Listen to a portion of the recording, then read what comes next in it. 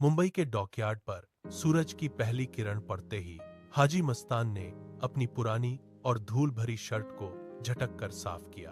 तमिलनाडु के एक छोटे से गांव से आया यह साधारण सा लड़का आज भी उसी भी का हिस्सा था जिसे दुनिया सिर्फ मजदूर कहती थी।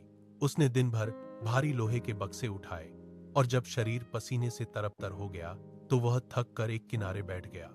तभी उसकी नजर एक बड़े जहाज से उतरते उन चमकते हुए कीमती सूटकेसों पर पड़ी।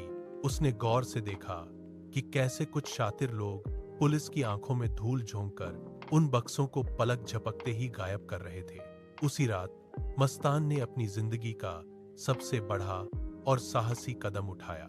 वह बंदरगाह के एक पुराने और अंधेरे गोदाम में जा पहुंचा और सीधे उन तस्करों के सामने खड़ा हो गया। उसने निडर होकर उनसे कहा, मुझे काम चाहिए। मस्तान की आंखों में वह अनोखी चमक थी जो किसी मामूली अपराधी की नहीं बल्कि एक मंझे हुए दूरदर्शी व्यापारी की होती है। उसने धीरे धीरे सोने की तस्करी के उस पेचीदा जाल को समझना शुरू कर दिया। कुछ ही महीनों के भीतर वह सिर्फ एक दिहाड़ी मजदूर नहीं रहा, उसने अपना एक मजबूत नेटवर्क फैलाया। बंदरगाह से लेकर मुंबई की तंग और अंधेरी गलियों तक अब हर माल उसके इशारे पर ही हिलता था।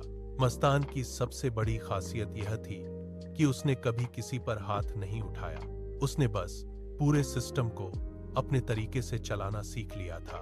वह हमेशा दूध की तरह सफेद कुर्ता पायजामा पहनता था जैसे कोई बड़ा फिल्म स्टार हो। लोग उसे अब डर की वजह से नहीं बल्कि उसके बेमिसाल रुतबे के कारण सलाम करते थे। धीरे धीरे उसका गहरा प्रभाव बॉलीवुड के रंगीन गलियारों तक भी पहुंच गया। मस्तान ने फिल्मों में भारी पैसा लगाया और बड़े सितारों के साथ आलीशान पार्टियां की।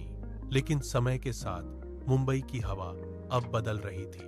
पुलिस की फाइलें दिन ब दिन मोटी हो रही थी और अंडरवर्ल्ड में नए और हिंसक खून का उबाल बढ़ रहा था। एक दिन मस्तान ने अपने दफ्तर में खामोशी से बैठकर खिड़की से बाहर देखा। उसे बाहर गैंगवार की खौफनाक आहट साफ सुनाई दे रही थी। उसने महसूस कर लिया कि यह खेल अब सिर्फ व्यापार नहीं रहा बल्कि खून खराबे की ओर बढ़ रहा है।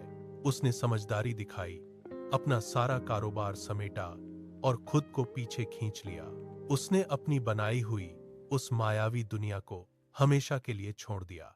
क्या वह एक अपराधी था जिसने कानून तोड़ा या वह एक ऐसा खिलाड़ी था जिसने मुंबई की तकदीर के नियम ही बदल दिए? हवाओं में बस एक ही नाम गूंजता है, हाजी मस्तान।